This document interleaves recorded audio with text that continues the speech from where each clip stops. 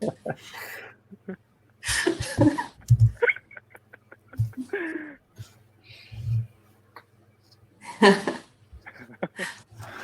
everyone. I'm Matt Henney with Project Q Atlanta. Welcome to another episode of Q Conversations, our Friday live chat about LGBTQ issues.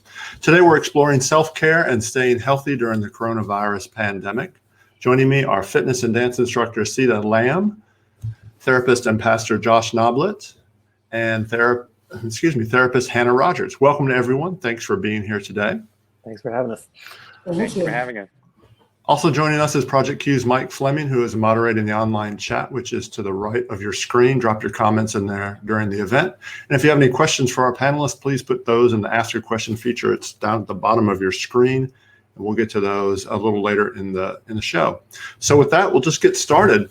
Wanted to ask all of you, how have things changed for each of you day to day? How have you adjusted to the pandemic and kept up with your mental and physical health during this, what's been months of constant change and craziness? Hanna, did you want to take that one first? Sure. I think being a therapist and teaching other people about self-care and sometimes we are not as good at taking care of ourselves as we are for being there for others. So I definitely think the good reminder of applying all of the things that I am currently, sharing and teaching. I sort of have 6 different components of self-care that I go through, and some of that is physical, which I hope will be covered, obviously, but creativity and relaxation, getting some of that social time, doing some avoidance behaviors, I think so many people threw themselves into shows and movies and hearing other people's stories so that we could take a break, as well as intellectual stimulation, challenges and rising to the occasion for different things. But it's been a big transition. Not seeing my clients has probably been one of the things that I underestimated as something that I was so attached to. Definitely physical touch and hugging my clients for the ones that wanted hugs has been a big transition for me. I didn't realize how much that connection mattered to then move towards video and phone. Josh, what about you? Well, everything has changed. I mean, these last, 4 months, whatever it's been since mid-March, has just changed everything. I mean, I feel like one of the things I talk about with my clients all the time is, just how much our worlds have really shrunk. And what used to be, time for making plans and getting together with people and having dates and going on trips, just all of that is just gone in the way that we used to know it. And so for me, I mean, everything has gone virtual. I serve as one of the pastors at St. Mark United Methodist Church, and all of our services are online, which is, Christianity is a religion of touch and proximity and singing and all of those things, and we have just not had access to any of that. So that's been really hard, and just trying to kind of create meaningful moments in the midst of just everything that is kind of the new normal for now. And then my therapy practice, I went from a pretty robust, full in-person practice with individuals and mainly individuals and relationships. And now everything's on Zoom. And so I sit on Zoom calls all day long. Usually by about Friday, 7:00, I am like over it. So anyway, but yeah, I mean, we just have to, I think just having the flexibility to be nimble and try to adjust and make accommodations and just coming off a little bit of the rigidity is kind of what has been helpful for me during this time. Sitha, what about you? Well, with me, like the biggest adjustment coming from like the physical or like fitness training industry is because I am so used to the face-to-face, I am so used to the touch, that moving a little over to virtual, as well as allowing myself to like shut down, because being a fitness instructor, you have to be like a people person, which is not a bad thing. However, we realize, like Hanna said, like you forget to tune in with yourself.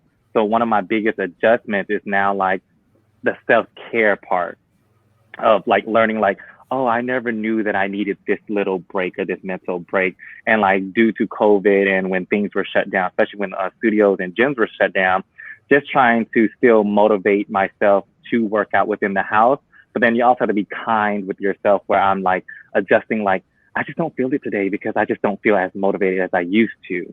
And that's where like the biggest adjustment is to be okay with that, especially for me on my part, where I'm like so used to going to the gym and I'm like, I'm throwing weights and I'm doing this, and like, and it was being in my own zone, or like instructing clients to like, give me a little more. I can't do that because just like the inspiration, I don't feel like I'm inspiring and don't feel like I'm being productive as much. But then I have to be kind with myself, like everyone's going through the pandemic together. We're we're all inside, most likely, or most of the time. So Okay, great. Well, and so for many, the pandemic has delivered stress, anxiety, isolation, and for some even economic uncertainty. So I wanted to ask all of you, how do you deal with a reality, or how do you tell folks or advise folks in dealing with a reality that seems to change day to day, and advise people how to kind of hold it all together? Mm-hmm. And if you want to tackle that. I think that one of the biggest things for me is empowerment based and sort of helping people find their own control in this. So much is changing every moment. And with that, we feel powerless. We feel out of control. We are advised on one precaution to take, and then it changes. And so many of us are trying to find little things in every moment of our day that we are reminding ourselves of, sort of more of a control narrative that we can write for ourselves.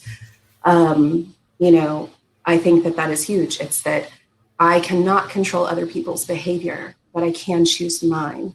And reminding ourselves that that's a choice, and that means that that's in our control, versus so many moments where we feel like we're surrendering control all the time. So we're working from home, and to actually create a practice in the morning where we're taking care of ourselves and reminding ourselves that we can choose to get dressed up if we want for, say, Zoom calls, or, or we can do phone calls and stay in our PJs all day. And that is a choice. And I think even those small choices, when we focus on them, help remind us that we are not being controlled by our environment as much as we can, and understanding that that's a privilege too, to even make these choices, and to not be an essential worker where we're not able to make those choices.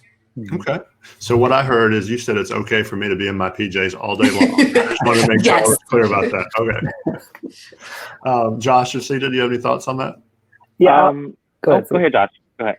I was just going to add that one of the ways that I talk about anxiety and depression, particularly with my clients all the time, is thinking about anxiety as fear of the future, sort of future-oriented fear, whereas depression is more sort of past-oriented, and they're kind of two sides of the same coin. And I have kind of a fourfold way that I advise folks to really take on mainly depression, but also anxiety. And one of them is talk therapy, of course, medication, physical exercise, and a contemplative practice of some kind, whether that's meditation, prayer, journaling, yoga, something like that. And I always tell folks, pick 3 of the 4. If medication is not really your thing, or if contemplative practice, then we need to sort of beef up the other 3 areas.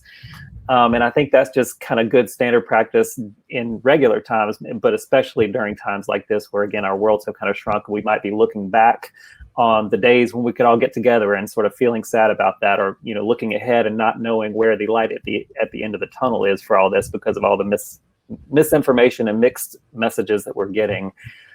Those are sort of 4 basic things. And then I usually delve in a little bit more into the specifics of each of those things. So that's one thought that comes to mind. Okay. Sitha, any thoughts on that? For me, I tell myself to at least be kind to myself, because there are certain times where you're applying like social standards or your own standards upon yourself. Like for me, as like a fitness instructor, we're always constantly motivating and inspiring. And then, like I said, like there will just be certain days like where we're in the house, and like certain days I'm just like, I should be this motivational person that I can even motivate myself out this little funk that I'm in, that is like, it's okay. Sometimes I can have that moment, but then it leads to also being present and being aware in that moment, that you don't allow that emotion or that awareness of that feeling to control you for that day, because everyone's going through this, like I said, pandemic together, and everyone has gone through different traumas in their life. And the way that they're handling this pandemic is based on certain like uncertainty of like the past trauma and what they're trying to control, like Hannah said, in the future of like what they're what Josh was saying about controlling like what the future holds. And everyone wants that set standard they have within their own head to be like, well, this is what's supposed to be done, XYZ, when all of us are living day to day. Okay. So do any of you have any sort of like some more tips about how people can connect in safe ways during the pandemic? I think one of the things that comes to mind for me is we can learn a lot from the HIV and AIDS pandemic, and how in the early days, once we were able to kind of determine how the virus was spread, then that gave some clear guidance on activities that are safe and activities that might be a little riskier. And I think the same is true during times of COVID. One of the things that I've started doing for dates or just to kind of meet with friends is walk and talk. Meet at the park, get a little margarita to go or a coffee or something like that, and just kind of walk around and talk. And being outdoors, that's one way to just maintain some social connection. I've been getting together with my neighbors in the backyard every Friday. We have a little happy hour where folks bring their own little chairs and their own drinks, and we just kind of sit around, about 3 or 4 households, and just kind of talk for a couple hours, and then we do it again the next week. And so I think just outdoors, 6 feet apart, masks. I mean, there's still a lot that we can do even within those confines. And so I always encourage folks to think, proactively and just sort of the glass half full and thinking of creative ways to stay connected. Okay. Hannah or Sitha, any tips from you on that?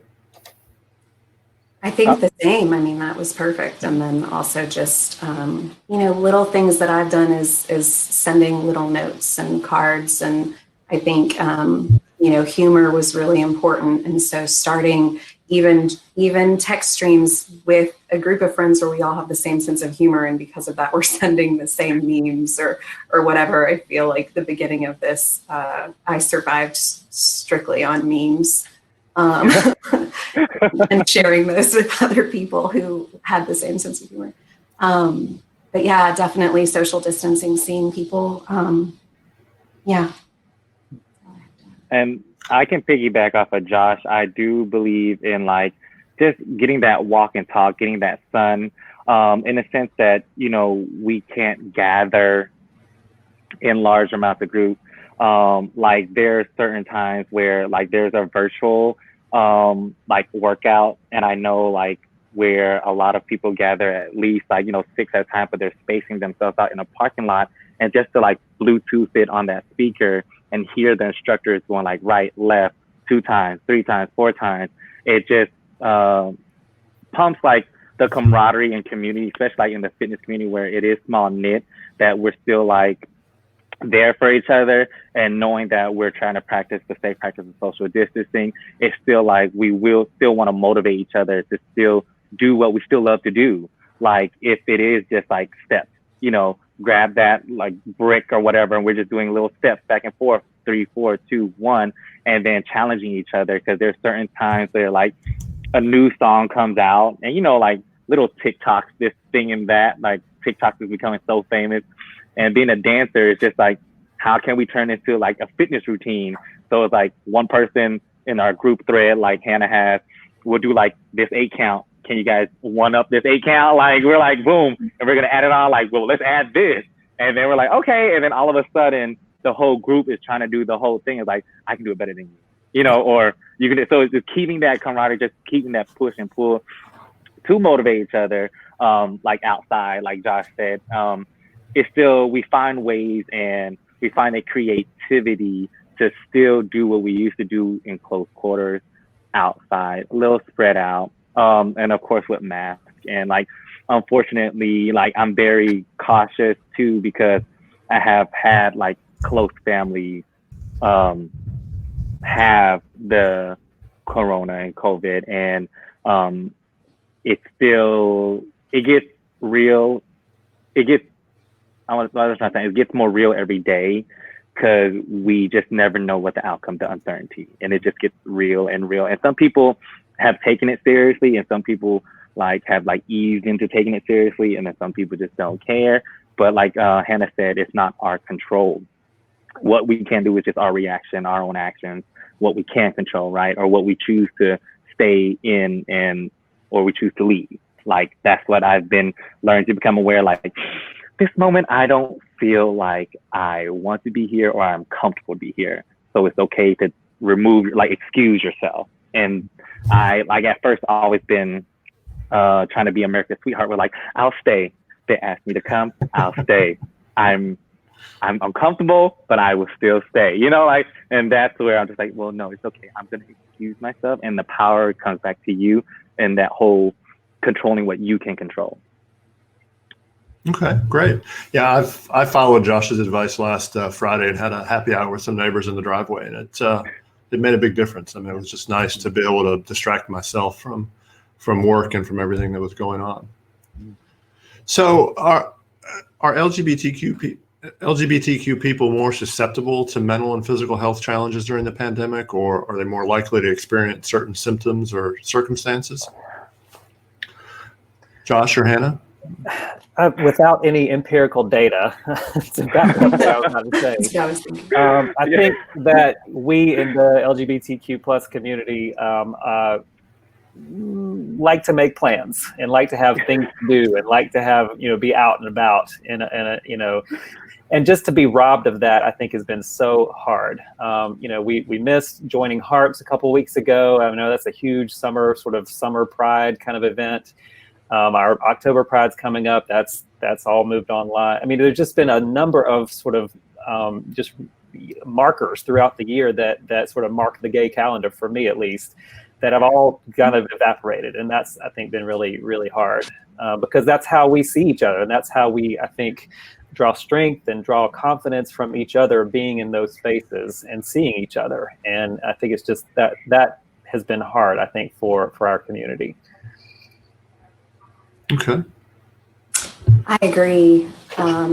I think that when you are a part of a community that's experiencing discrimination, and we are, of course, very aware of that right now, but whether you're a person of color or whether you're part of the LGBTQ community, so many of us have created families around our social network because maybe we do not have the closeness of genetic families or the people who raised us and their support. So I do think that puts us at risk potentially for having a harder time. I know that the research says that we do have higher percentages of anxiety and depression, but we don't know specifically to COVID yet. I haven't seen any research come out about that. But to piggyback off of Josh, it is definitely that, that social interaction becomes such a huge part of our mental health and surviving through discrimination for however long we've been experiencing that in our society. So. Right. Okay. And I can piggyback off of both Hanna and Josh is the fact that a lot of us, a lot of us, I mean, no matter how easy their coming out process was or isn't, I think because that sense of now that things are traumatically at times harder because we already have had the fact that to be in social gathering, we had to kind of fight for that, to be publicly in social gatherings together, or also to be seen. And now that everyone's feeling we aren't seen, or we have to go back into our little, in lack of better words, little corner again, it's hard because I feel like Josh said, that social aspect, the different markers of the calendar, especially I'm prideful in myself, but I'm not a walking billboard from time to time to be hey, I'm gay, be friends with me if you're gay too, or if you're queer, and I'm just so sometimes those events I get to meet and socialize and become the social butterflies to be like, oh, I haven't like seen you around, or I haven't seen someone in X amount of months. And I'm just like, oh my gosh, where have you been? We're in Atlanta. We're in the same city. However, we have been so accustomed to having our own small pockets, which is not bad. But then again, like those events, those markers on the calendars kind of help us like express ourselves even more. Especially like if like in outdoor pride, you know, I want to wear my rainbow balloon wings. Like I want that. And I want to walk down the street like I'm also giving Victoria's Secret. You know what I mean? Like I want to do that, but we can't. Like there's like I have to find other ways to express it. But then again, like I said, we are still limited with like resources of just to make sure it's safe, right? It's not saying that we're limited resources that we still can't be creative. It's just to be safe while we're doing it. Okay, I'm still trying to match the wings and the Victoria's Secret look, but I'll. Oh well, if you haven't like really like watched Victoria's Secret fashion shows, all the models have the wings, and it's kind of like each girl has her own set of wings, and it's like I want the balloon wings, and you just have to make it into your own image, your own stage, and you're just walking down that parade, you know, like it's just like this is me. I'm comfortable. I'm here, you know. If that's not a gay billboard, I don't know what is. Yeah. Wow. Okay. Well, Sitha, so the next question I had for you, and we were talking yesterday about the importance of unplugging and how sometimes you feel as a fitness instructor that you're on call 24 hours a day. So can you talk a little bit about what you do to unplug and step back? Any tips to offer? Yeah, so at times, because the fitness industry has gone virtual, and at times where the big day and age of visual society of Instagram, we're constantly on our phone, we're constantly on our computer. And I feel like because also I work for myself and I create my own schedule, like I don't have an office setting or anything that I have to take the time out to like try to, when I wake up, that moment of, I think Josh was talking about that meditation moment, right? I allow myself to clear my head before I pick up my phone, answer these text messages, or start my day with like, okay, client 1, 2, 3, 4, and then break, lunch, client 2, 5, 6, 7. I tend to like give myself office hours on my own personal cell phone. It's like, stop answering emails by 5 o'clock, like, right? Or stop taking business sense of text, like even if from clients around 5 o'clock. Like I tend to disconnect from time to time from Instagram, where I feel myself like constantly on it, trying to promote, trying to engage and interact, where it also can be draining because you're like, I'm doing a lot of work, and then you come a rabbit hole and you're searching, you're commenting, you're finding new like things to like do or want to collab with. And then you fail to realize like, oh my gosh, I've been working, not knowing it because you do it normally and naturally, that you need to digress and cut off from like the phone or cut off from the computer or Zoom, and give yourself that moment to be real and aware and present, like touch yourself to be in the moment at times like that. There's one thing like it's here in Georgia, even though it's further, but like when I used to live in LA, going to like Runyon Canyon or things like that, like Josh said, walking outside, to be really grounded, right? To give yourself that grounding moment that you're present and in the moment. Like I want that gone fishing mindset. When I'm walking, I just really want to disconnect. Like I'm listening to my music, I put my phone on Do Not Disturb, and that whole hour or whatever, so to myself. Or after 5, like Do Not Disturb unless it's like personal, you know, things like that that's pertaining to you. Then I can like text and like try to like meet up or just talk or video call. But other than that, like I tell my clients, I'm like, hey, 9 to 5, that is it. Or I tell myself, hey, Sitha, 2 hours, 3 hours at max on Instagram. That's it, buddy. Like I'll post one thing and I'm just like, let it go. Like that's it. Post, don't check on the notifications, because you get drawn to that. You get like created into a habit. Like we're creatures of habit. So I turn off my notifications on like Instagram because I'm like, ooh, that red dot. Ooh, that red dot. I turn the notifications off on my Apple Watch. That red dot. You're like, you get accustomed to it. And so I just have to realize I'm human. Like I have to like cut it off. Okay. Well, and so Hannah, I wanted to ask you how you unplug. So you and your wife live on a farm outside of town. So is that sort of your kind of protective cocoon to unplug from life, or do you have other things that you do? Definitely. I think that there is something about getting your hands in the soil, whether you're in the city and you have access to that or not. And I acknowledge that it's a privilege for us to have what we have, even though we're away from a lot of people outside the perimeter. But definitely disconnecting. I think the other big piece is, similar to what Sitha said, like we stop our phones at a set time. I disconnect and do some of those self-care activities at a specific time in the evening. A big one for me is baths, relaxation, rubbing my feet, or doing something creative. And part of that disconnect is singing or dancing or drawing or making art. And then, there's just so many things that we have to do. But yes, I do love that I have this oasis, even though it is extremely hot. And I'm not tolerating the heat very well right now at my 37 weeks pregnant size.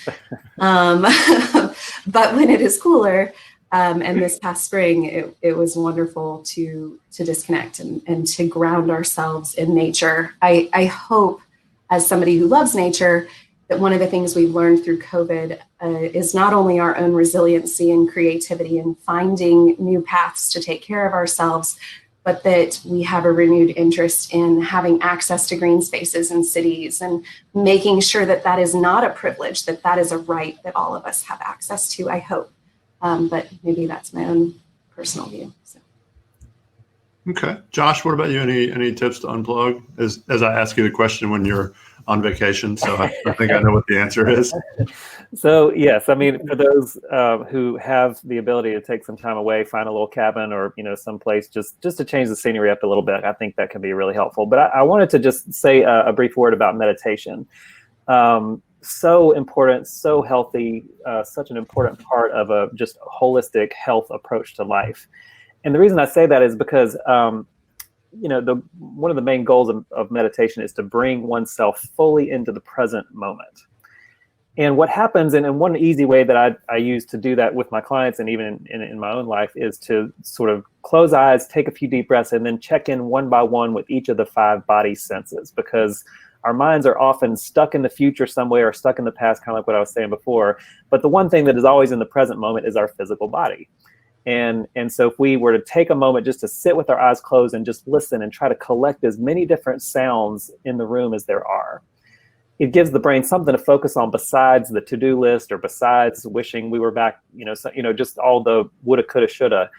And what happens is it doesn't make all those to-do list things go away or any circumstances, none of that changes. But what happens is that when we are able to be fully in the moment for just a couple of seconds or even a minute, it lowers the stakes when we re-engage those things in the past and the future, things that were on our minds. And we're able to engage them without quite as much of an emotional charge around it. So that's just a little bit of unpacking about meditation, which I think is really healthy and especially right now, really important. Well, and Josh, and I was going to follow up with a question about the physical. Actually, part of your practice is about is sex therapy. So, are you seeing more intimacy and sexual issues right now among clients or people that are seeking you out for help? Yeah, I mean, one of the things I've noticed, and I'm interested in Hannah's thoughts about this too, is that the problems that already existed get magnified.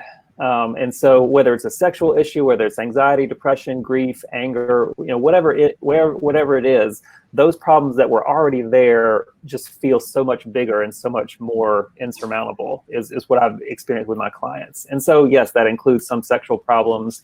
Certainly for my single clients, loneliness and sort of lack of human touch, I think has been a real source of pain for folks.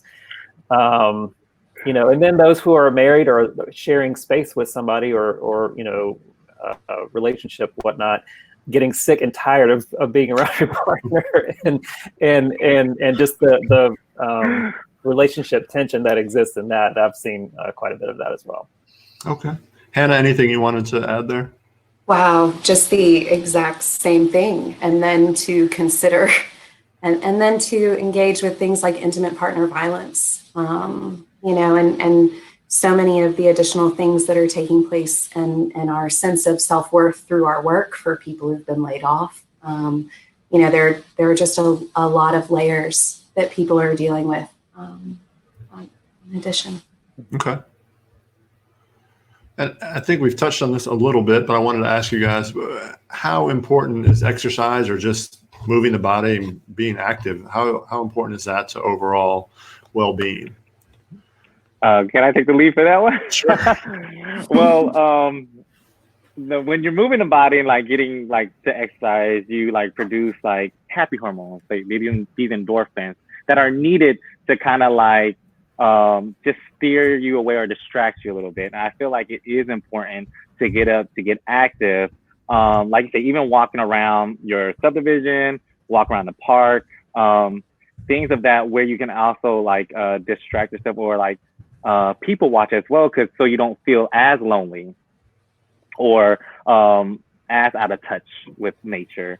I feel like even when everything like with the gyms and studios were closed, working at home, the days that I were like the days that I am motivated, it gave me a sense of like, oh my gosh, that felt so good. Because really, when you're thinking about it, you're not thinking so much besides like these reps or the exercise, and then it takes your mind away from the stressors of what's going on with you right now. And of course, like I said, the happy hormones, endorphins, you're like, ooh, I'm feeling the pump. I'm like feeling good. And it's just like, you start to feel productive, and it's important for your mental to feel like you're doing something that benefits you. I could not agree more with Sitha. Just one of the things, particularly with anxiety, is that the amygdala gland, which is a gland sort of in the middle of the brain that gets triggered when there's an emotional,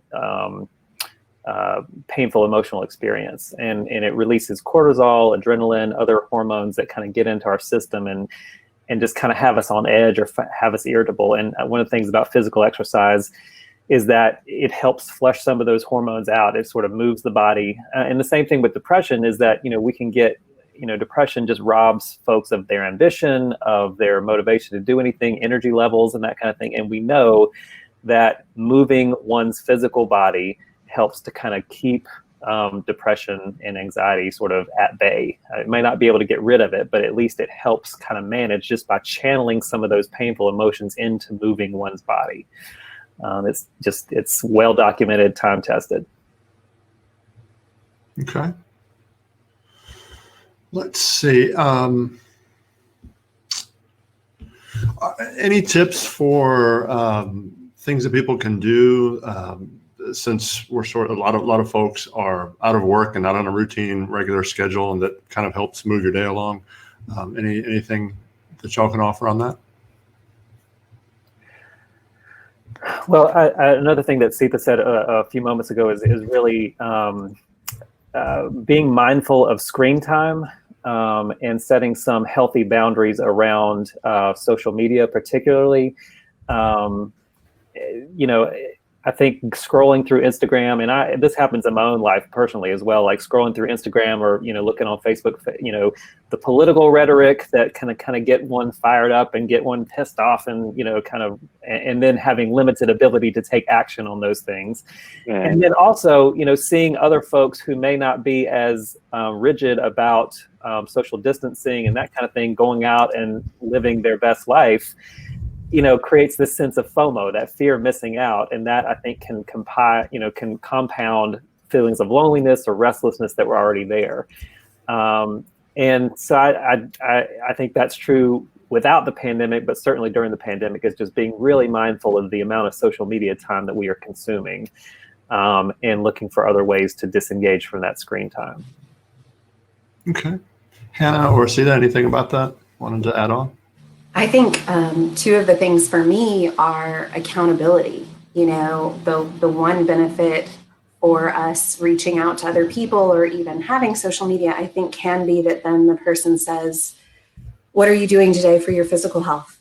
Well, you know, other people who are checking in on us and helping to motivate us, that accountability piece is huge for me. I think the amount of home gyms that have popped up and people who are finding new creative ways to move their body. But the next one is exactly what Josh was saying, but it's boundaries. You know, whether it's boundaries with unhealthy relationships in our, you know, in our community, or whether it's boundaries with ourselves with social media, whether it's boundaries with disconnecting.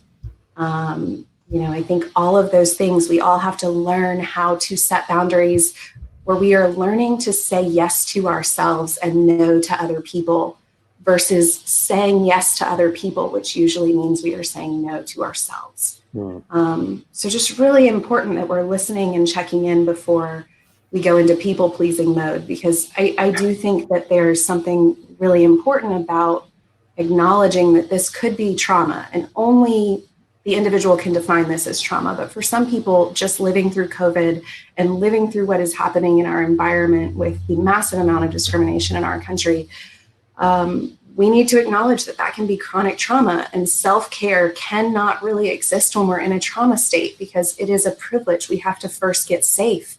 We have to not be in fight, flight, freeze, fawn mode or hyper-vigilant for us to even let some of these self-care tips really and tools work.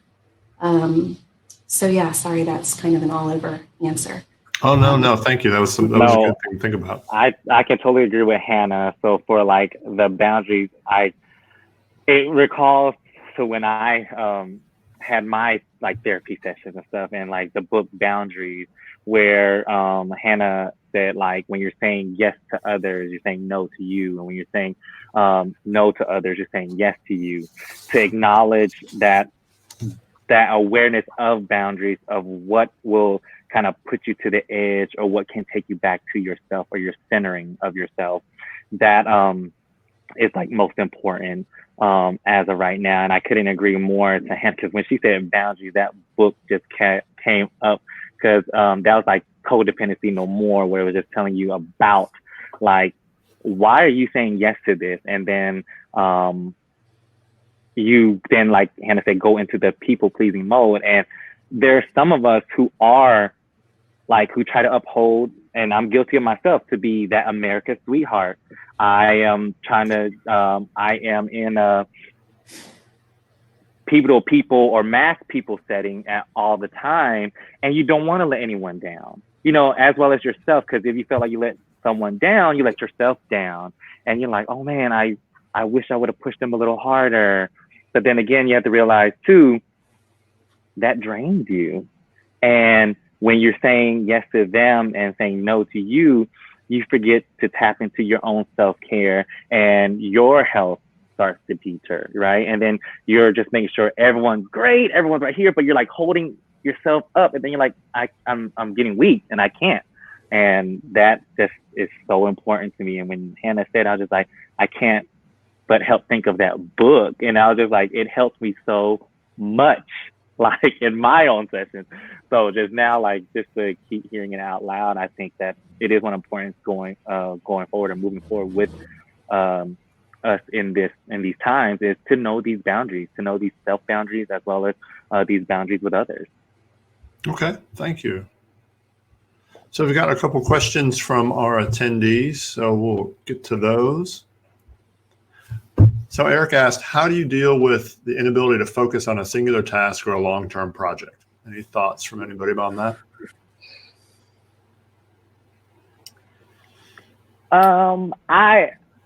I just have 2 cents. I guess being a creature habit, I'm just very like disciplined. So I love like long-term projects. Like, even if it's like we're failing over time or you're making small progressions, I like to take my time with that. But then again, like the focus on it is just be kind to yourself, Eric. Let yourself know, like, it's not going to happen overnight, because this project is long-term. But then again, if you feel defeated, take a step away, take a break, take a breather, and then come back to it with fresh eyes, or come back to it later. You don't like have to come to it right away unless it's a deadline, unless it's for work or something. But just be gentle with yourself during like this process to focus. Like allow yourself that focus, but then allow yourself that mental break. Hannah or Josh? I would just add, depending on kind of what type of distractions you're finding yourself getting, succumbing to, one of the things that I have started doing, particularly when I'm reading or when I'm trying to focus on something, is I'll put in earbuds with sort of that static sort of, they call it white noise, but it sounds like sort of an ocean or whatever. And one of the things that does, at least for me, is that it eliminates some of the auditory distractions and gives me the ability to focus a bit more on what it is I'm trying to focus on. The other thing is, particularly on the computer, multitasking is so tempting. And if you have, like me, you have your instant messages that are hooked into the computer and the phone and the watch, and like it's just so easy to have, with the notification here and a ding there, and so, to just really try to, what Sitha said earlier, like turn some of that stuff off so that you're not getting a new flashing light in your face when you're trying to get through a document of some kind. Okay. Hannah, anything you want to add? Yeah, I hear that question. I hear graduate school. I hear procrastination for myself. Yep. So for me, I really had to learn a long-term sort of sustainability plan. And what I learned is that my lists were too long, and I was bogged down where then I didn't have the motivation to start, which fed procrastination. So I had to learn how to make very specific, bite-sized, measurable accomplishments. And then my lists were only 5 things long. And when I first made it, the 5th thing was always a reward that I was looking forward to that would push me through that, because otherwise I was just finding exhaustion and distraction and et cetera to be too appealing. I still to this day, my wife will laugh if she's listening to this, make lists with regard to like cleaning, where it's not clean the whole bathroom, because I'm going to get bogged down by the idea of like the shower, the tub, the 2 sinks, the toilet, the baseboards, whatever. Instead, it is clean toilet.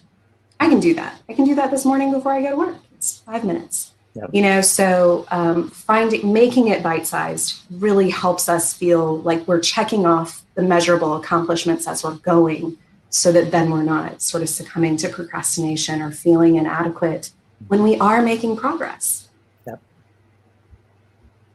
Great. Then we have one other question. Sitha, this is probably one for you. The question is, I'm afraid to go to the gym and I feel like it's too hot outside to exercise. So what is a good solution for that? So a good solution, I mean, if it's too hot to exercise, if you have like a corner in your room, I know it is scary, because I am now very hesitant, like to go out, even though like things are open, but go buy like resistance bands, go buy small dumbbells, and find yourself in a rhythm to like work out in a corner of a room, or not in so much such a big space or outside. You can still be productive in your house. Like, so right now I have one of my best investments, and I didn't even know this even before COVID, is like the TRX strap. You can hook it up in a corner of the door, and you're really just working out in an angle of your room. You just clear space, and it allows me just that freedom to work out without going outside. So to me, like the tips are, if you can, and you have the resource to go get like small resistance things like that, you can still have an incredible workout in the house. Or you can YouTube. So what my sister has been doing, because my mother and my sisters live in an apartment, she would Google like just keywords like workout with no jump for apartment, and she ended up finding this YouTuber in China, which is so funny, in China. And it's like, oh, she does workouts one way, and it's like, now if you live in an apartment, this way. And it's so clever and it's so cool. But you can still find ways and creative outlets that will be surprised to you when you just search for it. So it doesn't necessarily have to be outside. However, we would like for you to get that vitamin D, from the sun and things like that. But in the corner of your house, if you have an extra room, the living room, clear out, move the couch, you know what I'm saying? And then like Hannah said, that's a small task. Move the couch, like, ooh, I have the vacuum. Vacuum right here and this right here, you know, vacuum right there, and then go for your workout, you know, check. That's 2 things off your list. So, right. So, it gives you the sense of confidence for things like that. But yeah, stay at home if it is too hot outside for you. Stay at home, find a corner in your room, clear something out. And that may even also give you another sense of like,